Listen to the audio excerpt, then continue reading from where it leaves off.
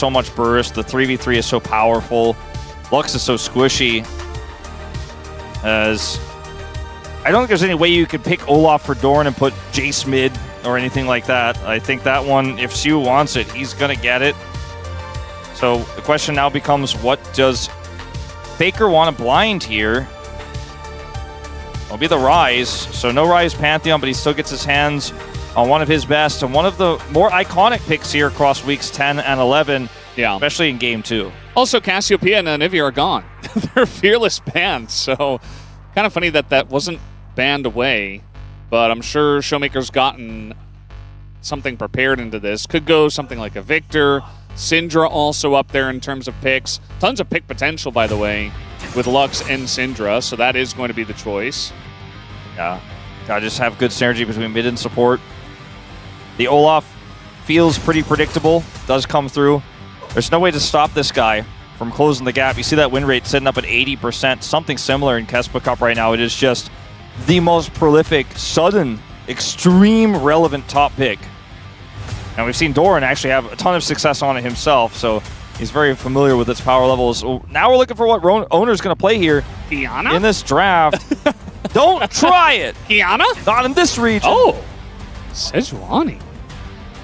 Not in this region also, not this one. Remember when this was picked like every single game? Yeah. This is a big game number 2. Let's see how it all shakes out as we hop onto the Rift.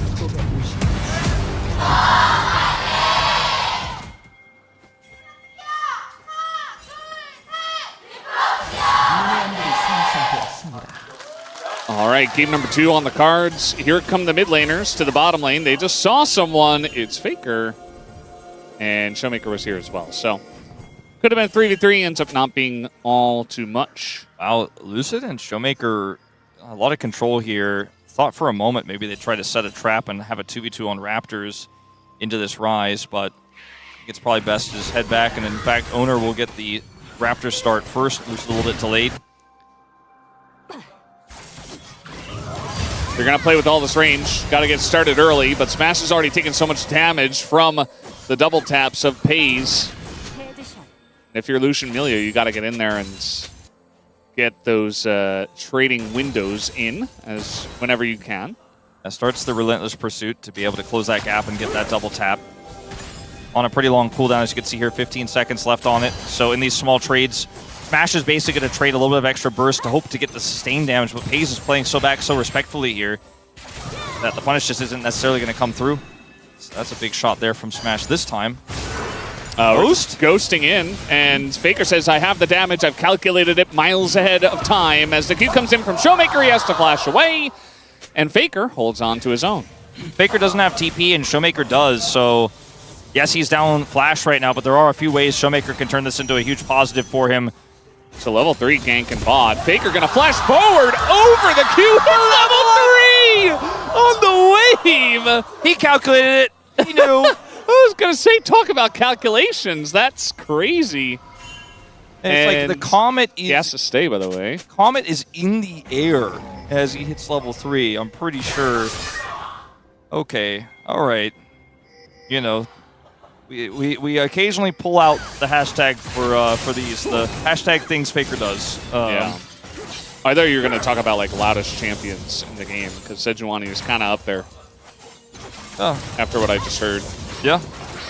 Maybe it's just the skin. Look at that loose kind of win rate, robotic. by the way. That's pretty crazy. 10 and 2 on the Jarvan. Yeah. So this is from Faker's perspective. Faker. 와, 3렙 떴어. He became level 3. That's what he said. Smash is low and Smash is dead. What happened in bot? We don't know.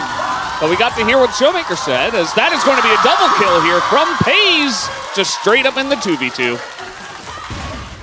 Pays has his flash on cooldown. Let's see. A flashing a binding. Dash forward. Just a follow flash. Just gets the better trade here. Packs his procs his passive. Packs his prosive. Gets the double. And yeah. I'm curious to see what Showmaker had to say about that. Hopefully not a lot, because that's definitely very tilting. I think Smash You have to understand what Lucian can do.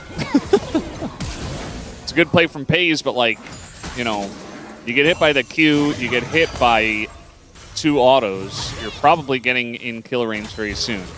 And we did see that exact thing happens. See, Career hitting his combo there also just doesn't hurt that hard into Keria, setting Pays up there, and he needs the follow-up from Smash to really be able to get damage done when he does get a catch. Faker is flashless still, but he's so close to his turret. Yeah, they saw Lucid here on that ward, and Owner, you know, maybe could have tried to come in and help, but instead he's just farming it out. As the blue buff is ready for the taking for Lucid. So is it just another one of those games where team has a deficit, but they gotta wait for that late game Olaf? His Career is gonna get dashed on.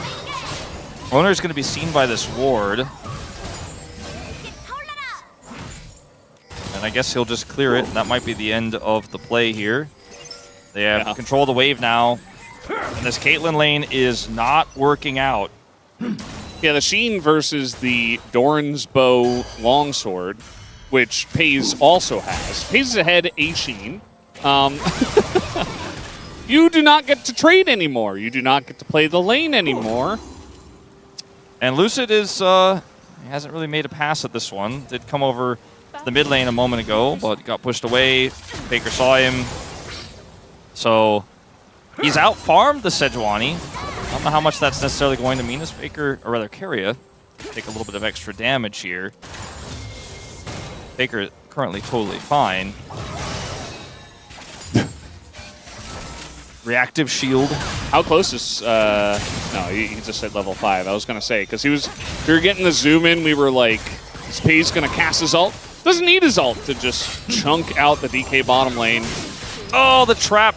Yeah. Not going to set anything up here. It's usually the other way around, but we got Owner in the bottom lane. We got Faker on the way. He's got Realm Orb. What are they going to do about this? There's no TP on Showmaker. The stop, the cancel on the back. And Faker goes back to mid, though, so not committing to it just yet. Showmaker had enough time to react. I think he probably wouldn't be able to stop. Career just may have just left Smash to die. I think so. In fact, he did leave Smash to die, which, I mean, to be fair, if Career's there, probably he dies too, and you see that Smash holds on to his barrier, so kind of a damned if you do, damned if you don't situation, I guess. Valdez, I thought today was going to be epic. I thought today was going to be a 6 series, a lot of back and forth. I thought DPLUS were the best team in the world. I've been lied to. Earth. Yeah. Allegedly. Doran's dead, so that's one thing. So maybe he's not. Okay, the Undertow barely gets the kill, but he does go down as well. And Doran doesn't even use his Ignite. There will definitely come a time when we stumble and struggle. CV Max 2026. Just came a little bit quicker than we expected. Not just a strong team, we're the best team on Earth. Best team on Earth. Lucid, no pressure, flash, guys. Got Cataclysm, No but pressure. Sejuani's here. Smash is almost dead. And you see that at least the Flag and Drag is going to keep him up against the wall with the binding, and that will be a kill as he is locked down basically forever. And Pays didn't have any way to get out of that one. Best gank on Earth. Owner doesn't have level 6 because he's been out-farmed by Lucid. Lucid has a really huge experience lead. If Owner had his ultimate there, probably would have been able to get one back. But instead it is just going to be a pick there. And a really critical one. It itself is not alone enough to get DPLUS back into this game, but it is a very large victory, especially after that trade in the top side. As Doran comes in here, forces the Ragnarok by going to the skies. And then Shiu just canceled an auto there. It eventually gets him with that last Undertow. As this replay got a little bit janky for a second there. But anyway, gonna see Pays step forward here, and that's exactly what Lucid was counting on. Pretty far away from the turret. Smash incredibly low. He doesn't have the damage to kill him. Smash is able to line it up there.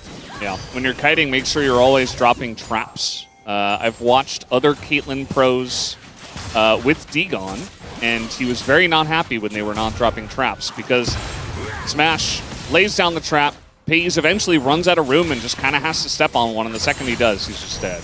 And I think Pays is also thinking, well, it won't have enough damage, doesn't matter if I am in that position where I'll be stuck on a trap and I'm out of space, but when a Jarvan shows up, you're really in trouble if you don't have enough damage to kill that Caitlyn, because the damage clampback is going to be pretty high.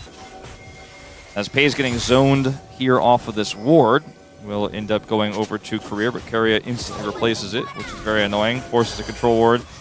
And there's a little bit of stabilization down here on this bottom side now. It's not like, you know, Career and Smash are going to start dominating this lane, but definitely better than it was moments ago. CS is evened up. Still 3 kills to Pei's means he's very far ahead and is much closer to his Essence Reaver. He's going to ult. Here's the angle. He's going to get a lot of damage into Career. Double tap. Forces the flash away. And just like that, I mean, K-Lux, they have so much setup potential if they can hit their abilities, but if you use a bunch and you miss a bunch, Lucian just takes over. Really powerful moment there. Gets the flash out of Career. And otherwise, just, you know, as a result, we'll be able to push this wave and get a free back. Small moments like that that mean that next time Career is in an uncomfortable spot or has an angle where he could maybe look for a flash follow-up with a root. He's just not in range to do so. Essence Reaver is done. And so it's been tough, but now it's the hardest. Now it is the worst possible time for DPLUS in any scrap that involves Pei's. Look at the lead here for Showmaker. It is what's keeping the gold lead overall here for DPLUS very close, despite the initial massive advantage for T1 at 1,200 gold. Now kind of gone. But the fact that Lucian is the lead is the biggest part of the problem for DPLUS. The fact that Pei's, who is incredible on this pick, has his spike at the ready at 10 minutes, and is ready to keep using it to control dragons, to push Career and smash out of the lane, means his lead is just going to get bigger and bigger. Unless something is done about it. Lucid was able to get 1 successful gank. We'll see if he can do more, as we are grouping for Dragon here around that Essence Reaver spike, and DPLUS showing up might not be ideal. Remember what happened last Dragon? Dragon 1, not the greatest, but they are going to look for a potential outsmite here. Yeah, Hunter smites the Scuttle Crab. Looks like he's got a second one on the way.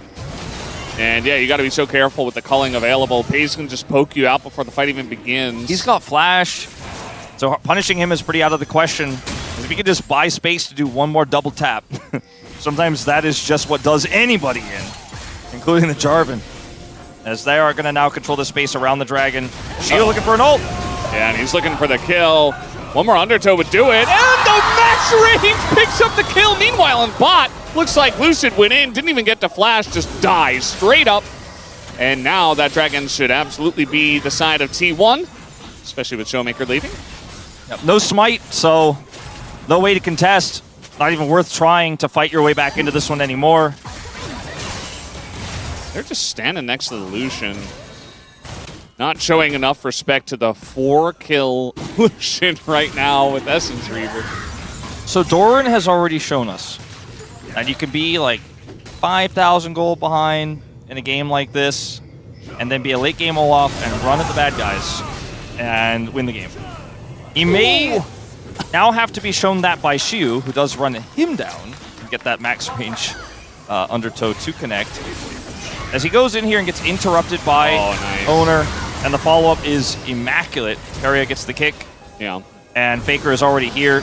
It's those interactions that even guys like Lucian, or Lucid rather, probably might have just slipped his mind, right? He's like, oh yeah, I get the knock up here on an Owner, but no, it's Sejuani. She just dashes into you, and it makes the Jarvan look so silly. Sometimes you get these replays with the slowdowns where it shows the outplay, but in real time, that happens so fast. While you're trying to make that engage, you're looking for your flash angle, and the kick just comes through, and you're like, that ruined everything I had pre-planned in my mind.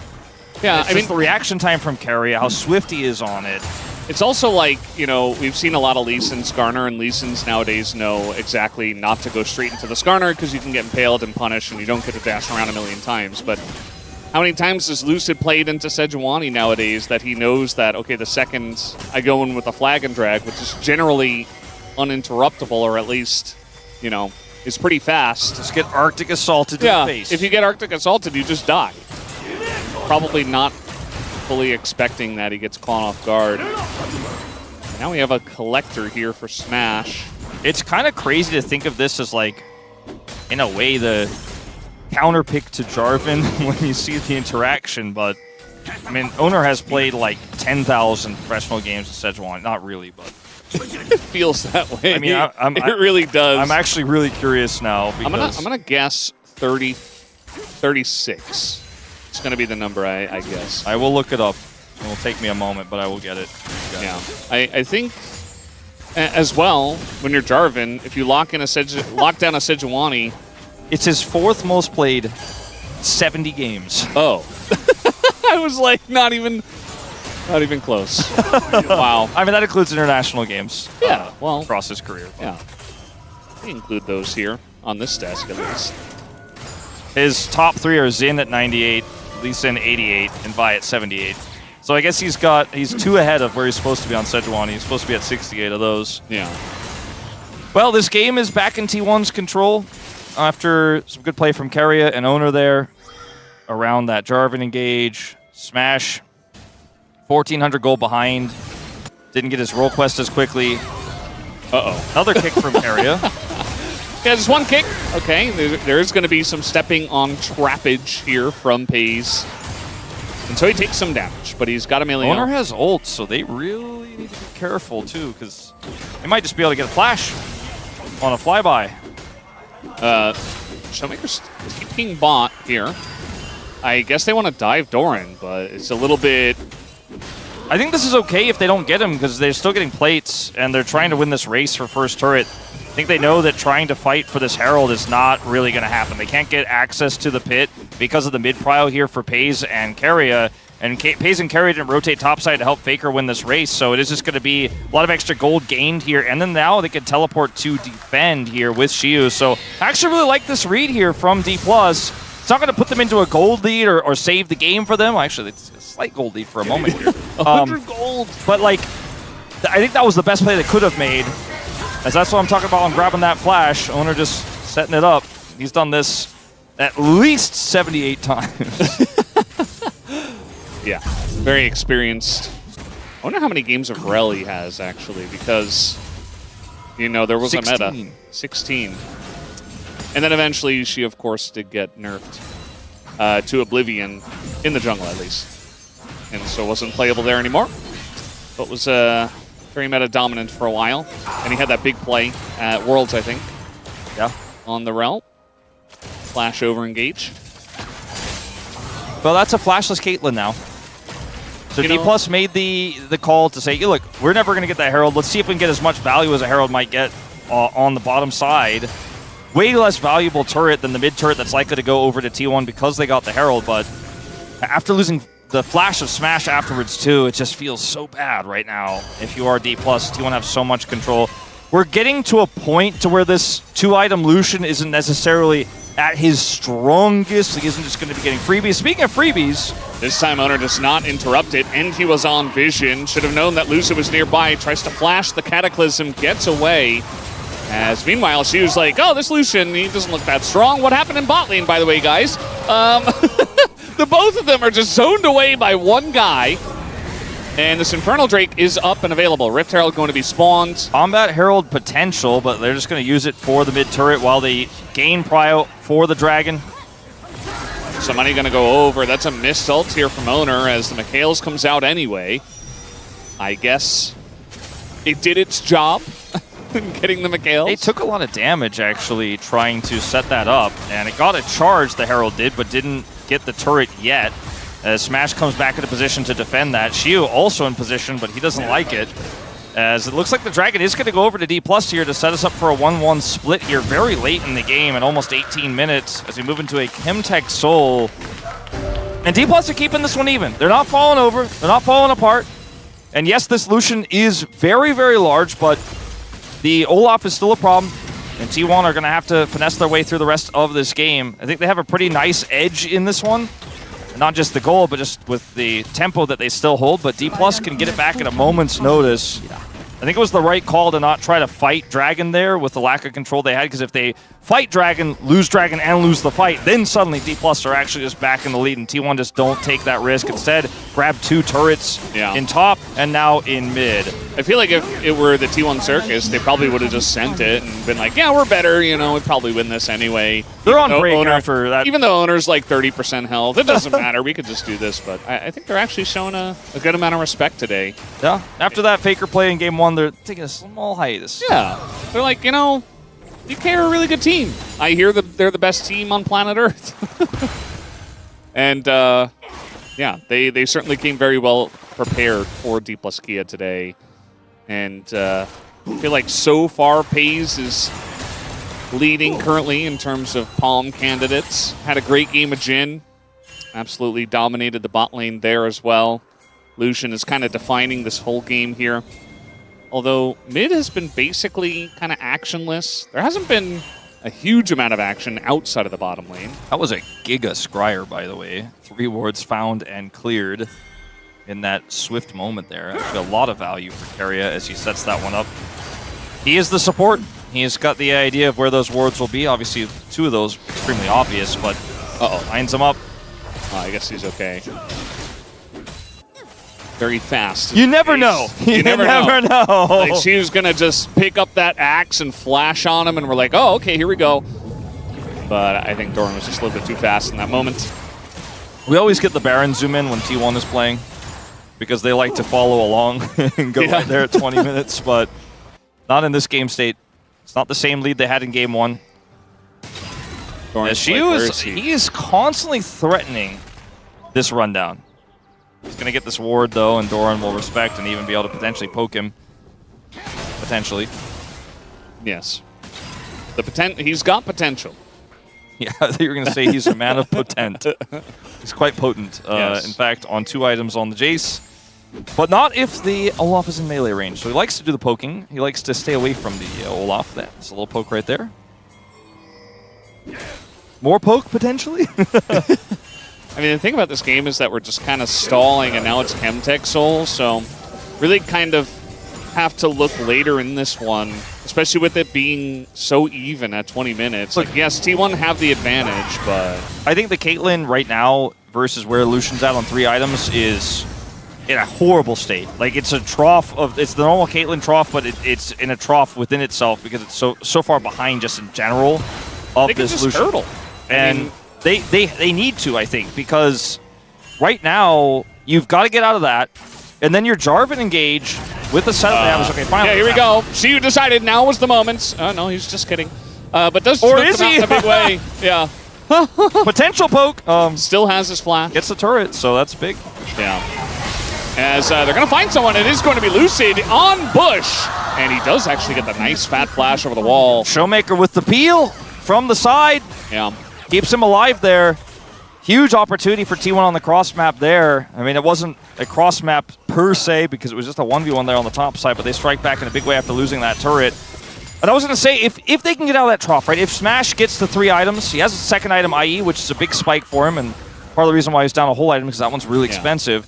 But if he can get to 3 items, and Showmaker still in an even state between him and the Rise, the Olaf is still relevant, then the Jarvan setup with this Lux pick really is very strong. I think part of the reason why Sejuani's fallen out of the meta is you kind of are a little bit binary. Did you hit your ult or did you not?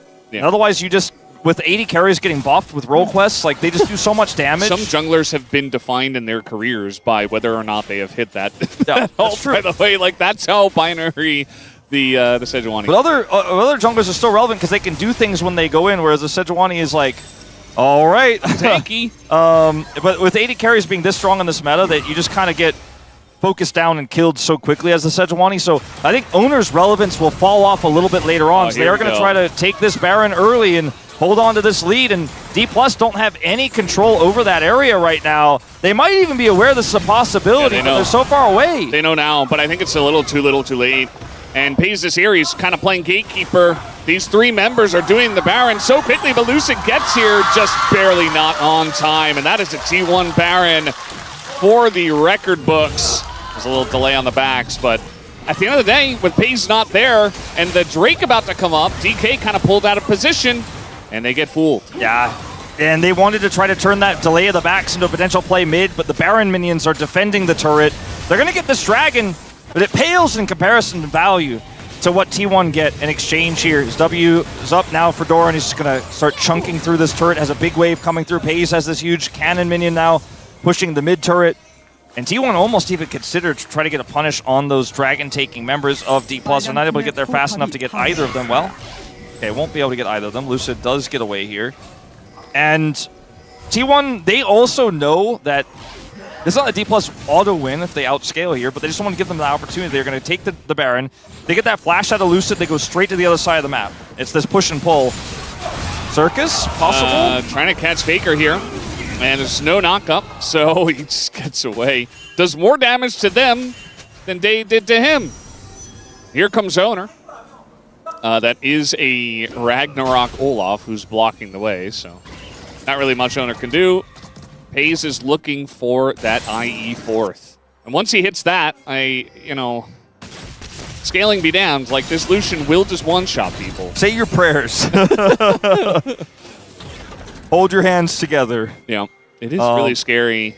And, lest you forget when you stand up and look across the stage that Faker is on the other side of the stage against you. But and some Lucians, they like to go rapid fire cannon for just the giga range, like double tap, but he doesn't need it here, I don't think. With the Melio, I think it's fine to just go ahead and... I mean, they have so much poke with the Jace, as well as this tanky Rise with the Sejuani, so... Yeah. This one isn't going to be his favorite culling he's had this game, but it's going to help clear out the wave, and the siege continues. And because Shiu isn't able to wrap around here and actually get access to try to go for a pinch, they just keep pushing. Mikhail's is good.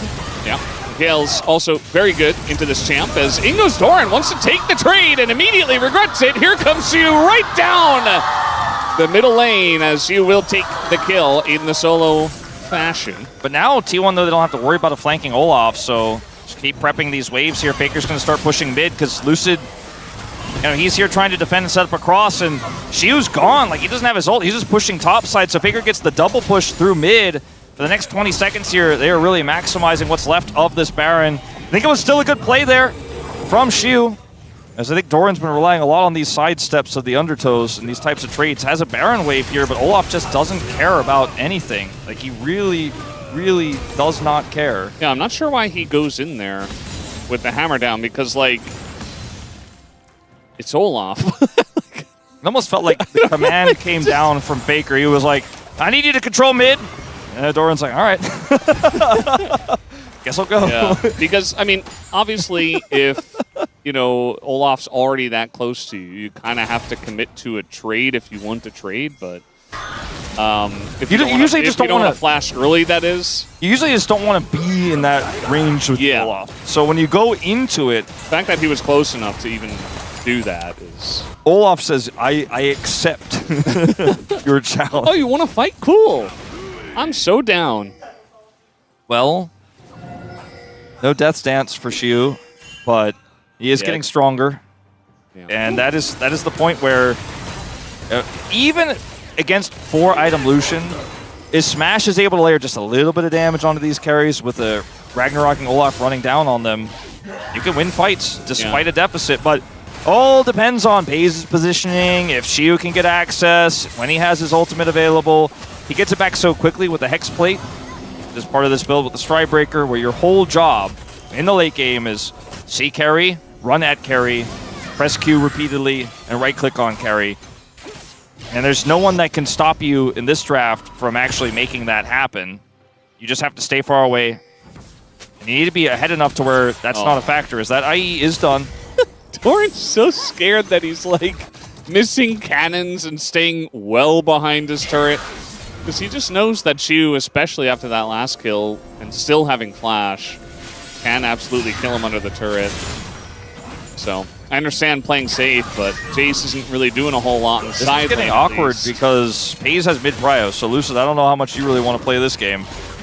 He's coming over. They got Blast Cone. And he's going to throw it straight into the Jarvan. And with the Realm Orb coming on over, they can close the distance so quickly as the Jarvan just gets executed by Lucian. Pays flashes in, doesn't get the kill, as he will just barely live to tell the tale. I mean, this might be the opening up of the base.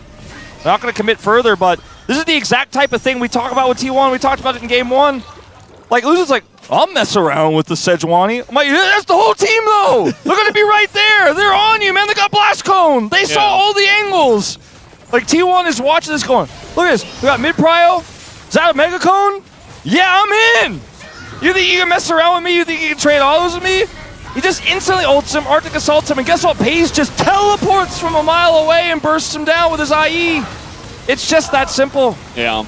It's just that simple. Pays almost gets Shiyu as well. Gets his Ragnarok as well, and that's Dragon. They just push bot and take inhibitor, but instead they say, okay, we'll just take the safe Dragon. T1 not really overstepping their bounds. You know, this is kind of an annoying team comp to play into when you're dealing with Kate Lux. You get hit by like a binding or a Scatter the Weak out of just, you know, out of the fog of war. All of a sudden you can die even if you are really fed. Just take. But they're playing it very cleanly. T1 are taking the unfair fights. That's what they're doing. They're like, yeah, well, I'm going to Blast Cone from a million miles away. I'm going to outnumber you very quickly because we have map control, we have vision. I'm just glad the Mega Blast Cones are being used for good rather than evil. Well, in your case, that means just not using them at all, right? Yeah, it's true. I wanted to try a different, you know, this throwback angle. Just never gets old. Except I think probably 90% of the people watching have no idea what we're talking about. Well, they should watch more of the Pog State. They should. That's, you know. Oh, the small misplay. Just had a new episode come out yesterday. Make sure you guys are watching that. Oh. We had a lot of fun. Biggest blemish for 0-0-0 Faker in this game was missing that Scuttle Crab spawn. Yeah. He's really just been rise maxing very well in this game, which is you sit in the side lane and farm and do nothing else. Sometimes run away. Yeah, you realm Sometimes warp. help chase. You realm warps go in, Baron, they by go the way. out. 3-item smash is ready to fight, but they just, you know, they need to find an angle to actually break through or get an Olaf into position because Shiu is not here. He has TP, but didn't really have a good TP angle. But with that ward getting dropped in the pit, he'd had one, so T1 do back away in respect. T1 are playing this game correctly. Playing not to lose, not to take fair fights that are 5v5 with an Olaf running down, but to constantly have that map control and look for turns that are really tough for DPLUS to fight. And just like their previous Baron, where they're like, okay, I'm going to sneak this. I'm not taking a 5v5. I'm just going to get this Baron, and then too bad for you. There are 4 people over that wall, by the way, Owner. He is going to flash away. Scatter the Weak goes wide, and Pays is the raid boss. Everybody steps up to protect him, and everybody on the side of DK have to just run away, tail tucked. The wall was the biggest opponent of DPLUS on that play. They couldn't actually really close the gap there. Everyone was on the other side, but T1 do way more damage over it. Now Shio's looking for his angle. Here we go. It's Olaf time. No, I don't know, man. They have way too much damage. He's going to try anyway, and he's just going in by himself trying to take out Pays. Stops the Baron. He did a lot of damage, I guess. Look at what happens when he goes in 1v5. What happens when DPLUS are there? That's what T1 scared of. That's why T1 didn't start that Baron a moment ago. That Olaf gets in. You are not going to have a good time. Even if everybody turns towards him and blasts him with all of their basic abilities. It's kind of insane to watch that. Like he is now down. He doesn't have his ultimate, but it will be up when he respawns. So maybe T1 have a small window here to like, all right, Olaf's gone, try again. Yeah, 30 seconds until he gets up, and then the TP timer as well. Lucid is right over the wall, though, so that's the one thing you got to be careful of. Looks like they might just go for the flip. As they're getting focused. Considering it, but actually they do pull off of the Baron. As you know, I'm not Ox, I'm not the expert, but I'm pretty sure that that Baron is the hunting Baron, it is the and it does a lot of damage. It does do a lot of damage. Also, they are taking a lot of damage from Showmaker, from Career over the wall. Shiu's back alive now, did have TP, so if they had slowed it down, it could have been disastrous. Shiu's like, 1v5? I take these. Bring it on. Look at him, just, Pays is like, get him away from me! God! Guards, please protect me. All right, Smash starting to do some damage. He is also heading towards a 4th item here. Yeah. We go to 32 minutes. It doesn't matter if the Lucian has 2 items ahead of you. You still have a Caitlyn that has 3.5. So, still going to do some big damage. We have effectively gotten out of the trough, although he definitely needs some attack speed. He's getting there. So, T1 maintain map control. Cannot secure Baron, but have threatened it several times. They're just forcing DPLUS in these uncomfortable spots, and eventually, either DPLUS will get the punish, or you know, T1 will actually be able to find a window where there's no Ragnarok, or they don't have any teammates coming over. Maybe they focus Shiu down and they can do the Baron. Because both teams are getting stronger and stronger, but T1's, I think their influence is waning, right? Their ability to control this map is getting tougher and tougher. All right, here we go. Gonna press some buttons. Scatter the weakest dodge, and Showmaker, the double tap. He even tries deflection and pays. Puts the team on his back like he's done all game long, and sets up the play. 3 kills, and they're just pushing mid to end. GG, as we have a TP here to hold the wave. And I don't think this TP is going to leave Shiu with a whole lot. They have minions. No, they got 2. Yeah, they have 2 minions. Yeah. So that's enough. Let's see if Lucid with GA can snipe them. Owner can just tank it. I mean, Lucid's going to have to try. Otherwise, the game ends, right? So there he goes. He goes in, doesn't get the 1, but it is going to go in and die, as they'll take the kill on a Lucid instead. And Shiu's done a good job of holding the wave here. So the game will not end right now. Okay. We got that mid inhibitor, and Showmaker has TP on respawn. There's no enemy jungler. Do T1 try to 5v1 and Olaf. He's lurking. Doesn't have his TP anymore because he used it on that wave. I don't think he's going to go in. They started Baron on Vision. They started Baron on Vision, and look how far up they are. The engage cone career is so dead. There's nowhere for him to go. Celestial opposition not going to help out. Pace goes in, takes an insane amount of damage from Showmaker. And that'll be the end of him. That's a bridge too far. And now Shiu's going in on a Faker, taking the 1v1. Faker trying to just run out this one onto the blast cone, gets away. And they do pick up the Baron as well. Okay, Pays, you know, on that last play, he turned Lucian into Jhin, except it was a Jhin that did damage. That was crazy. He was a sniper when he went for that flash play. I hope we get to see it again. I think this is going to be it right here. Watch this. Gets the W, calls him. Watch this. Oh, you're on another planet? Is that Earth, the place where you're the best team of? I don't think so. You're in the death chamber. Yeah. He shot him from so far away, flashed on him. Auto flew 10 kilometers. Yeah. As then here he just runs on the career, but tries to go on to Showmaker on this follow-up. Boom. Just press R, baby. That's all you need. And now they're taking the dragon. Lucid's dead. Doran's like, what? You haven't fought me today, have you? Ult comes in and at least gets him, but it's a 2-for-1 in favor of Doran. And they have Baron. I mean, they could still set up a push here. The main thing that DPLUS were able to do during the backs post-Baron was to clear that mid wave. So it's pushed back pretty far. So T1 are trying to operate through the side waves here. Look at where Olaf is right now on the minimap when this happens. This is actually just comedy. The damage. Nice try. Crazy. And then Showmaker's like, oh yeah, I didn't even hit my scatter, but watch this. That's actually crazy. It's actually like, is that okay? Is that allowed? I think T1 still, though, now that this wave is cleared, have too much siege. It should be able to end. She was trying to catch the wave, but we got a Realm Warp in as well from bot lane. And they're just going to try to end the game here. Career doesn't have the wave clear. Shiu's going to press his buttons one last time, and he takes out the Melio. And who cares? That's going to be a root onto Owner. Can't quite get in range of the Nexus just yet, but they get the 1 kill on Elucid. They step forward, and they will end this series. 2-0 T1. Show them that they are not yet the best team